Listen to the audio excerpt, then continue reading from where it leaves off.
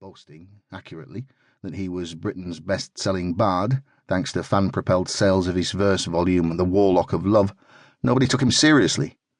Well, apart from Noel and her peers.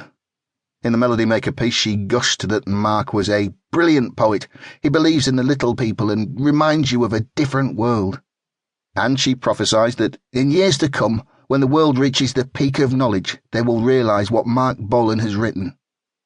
Bolan didn't have the art school credentials of a Roxy Music or the autodidact intellectual aspirations of a Bowie.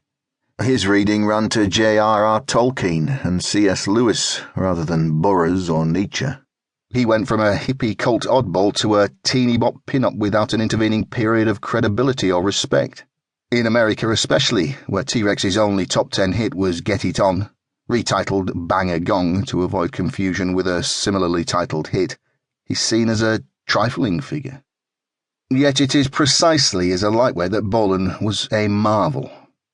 T-Rex took the ponderousness and grit out of blues-based rock, made it lithe and succulent.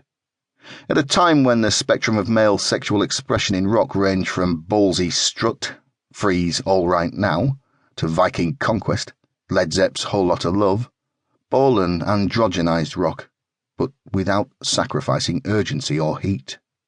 Cock rock became coquette rock.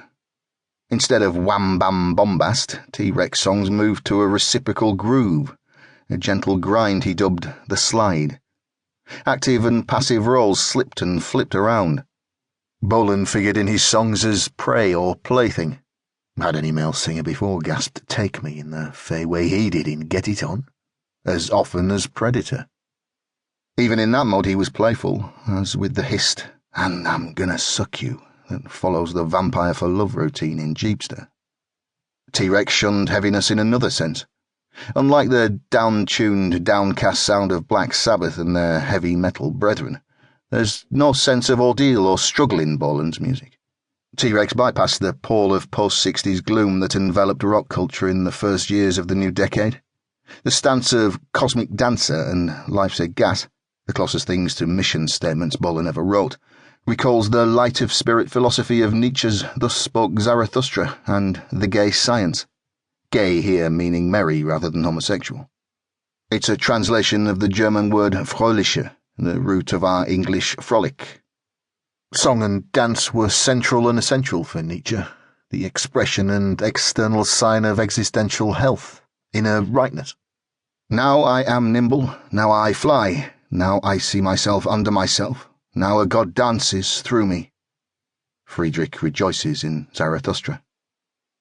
The denigrators are right in a sense. T-Rex is not for adults, it's not a fully grown-up music. It speaks to the skipping inner child within, inquisitive, wide-eyed, easily fascinated, maintaining a porous border between daydream and reality, yet to make the acquaintance of lack and loss, disappointment and decay. "I'm still the same little boy I was," Bolan told Melody Maker at the apex of his fame. "I don't think I've changed since I was 4 years old. I think I was hipper when I came out, when I was born." The modern myth of Peter Pan springs to mind. Mark Bolan was a Peter Pantheist, a modern pagan who found wonder and enchantment everywhere. "I think that I am a child. Everything blows my mind," he told Star magazine. And Bolan was Peter Pansexual. Not so much bi-curious as the polymorphous perverse child of Freudian lore, open to erotic possibility. In practice, most of his relationships were with women, but Bolan left some people, like his early manager Simon Napier Bell, convinced that he was fundamentally gay. His attitude to sex was the same as his approach to clothes.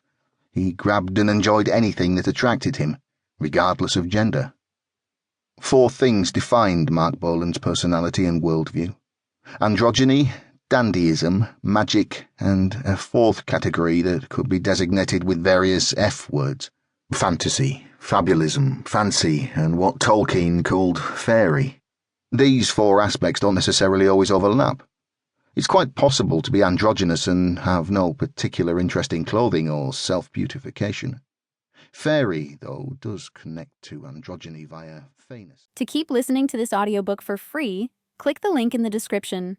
It will take you to a free Audible trial where you can listen to this and many other books for free for 30 days.